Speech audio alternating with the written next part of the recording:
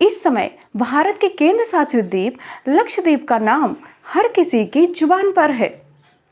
जी हाँ, लक्षद्वीप अपनी प्राकृतिक सुंदरता के लिए हमेशा से जाना जाता रहा है, लेकिन इस बार लक्षद्वीप का नाम उसकी सुंदरता के लिए लोगों की जुबान पर नहीं है, बल्कि मालदीव को सबक सिखाने के लिए भारतीय प्रधानमंत्री नरेंद्र मोदी द्वारा की गई कूटनीति इसकी बड़ी वजह है। कहा गया है कि यदि आपको अपनी विदेश नीति को मजबूत रखना है तो आपको कूटनीति का उपयोग करना ही होगा। यही कारण रहा है कि मालदीव में नई सरकार के गठन के बाद जब मालदीव द्वारा भारत के हितों को नज़रअंदाज किया जाने लगा, तो भारतीय प्रधानमंत्री ने लक्षद्वीप का कूटनीतिक दौरा किया, जिसके बाद अब मालदीव भारत के सामने घुटने पर आ गया है। दरअसल मालदीव एक तरह से पर्यटन स्थल की तरह है। हम ऐसा भी कह सकते हैं कि मालदीव पर्यटकों के रहमो करम पर जीने वाला एक द्वीपीय देश है, जहां पहुंचने वाले पर्यटकों में भारतीयों की संख्या सर्वाधिक रहती है। यही कारण है कि जब मालदीव ने भारत को आंख दिखाई तो प्रधानमंत्री नरेंद्र मोदी ने लक्षद्वीप पहुंच इशारों में मालदीव को समझा दिया। अब भारतीय पर्यटन के लिए मालदीव नहीं बल्कि अपने द्वीप लक्षद्वीप का भ्रमण करेंगे। जाहिर सी बात है, ऐसा होते ही मालदीव का दिवाला निकल जाएगा और आंख दिखाना तो दूर, मालदीव खुद के पैरों पर खड़ा भी नहीं हो सकेगा। खैर, जब बात लक्षद्वीप की हो रही है तो आइए हम आपको लक्षद्वीप से पूरी तरह रूबरू करवा ही देते हैं।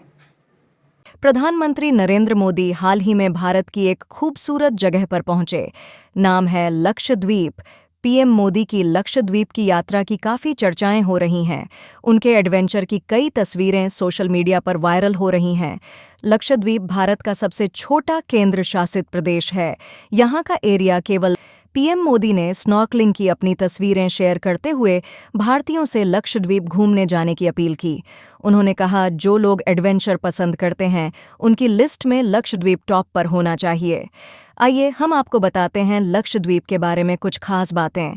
साथ ही ये भी बताते हैं कि लक्षद्वीप भारत का हिस्सा कैसे बना। ये कहानी भी बड़ी दिलचस्प है। लक्षद्वीप भारत का सबसे छोटा केंद्र शासित प्रदेश है। भारत के दक्षिण पश्चिम तट से लक्षद्वीप की दूरी 200 से 440 किलोमीटर है। लक्षद्वीप कुल 36 छोटे छोटे द्वीपों का समूह है, मगर यहाँ सिर्फ 10 टापुओं पर ही लोग रहते हैं। यहाँ की 96% आबादी मुस्लिम है। लक्षद्वीप की राजधानी कवरत्ती है। 2011 की जनगणना के अनुसार लक्षद्वीप की जनसंख्या कुल 64,473 है। यहाँ की साक्षरता दर इनसे लक्षद्वीप कैसे बना भारत का हिस्सा।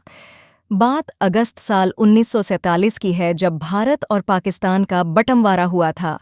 भारत के गृह मंत्री और उप प्रधानमंत्री सरदार वल्लभ भाई पटेल ने 500 से ज्यादा रियासतों को एक करने में अहम भूमिका निभाई थी।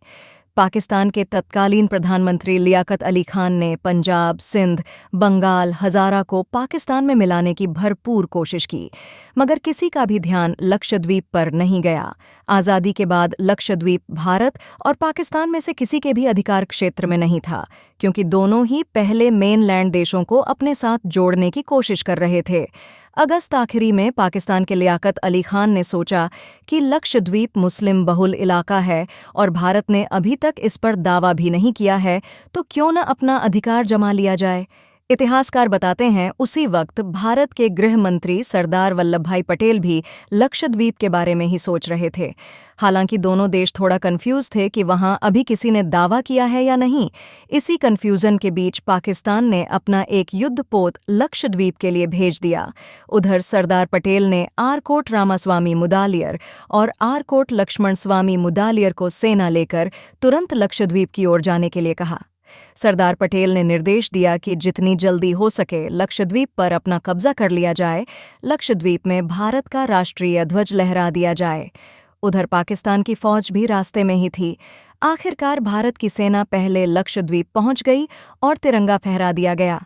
कुछ ही समय बाद पाकिस्तान का युद्धपोत भी वहां पहुंच गया, मगर भारत का तिरंगा झंडा देखकर दबे पांव वापस लौट गया।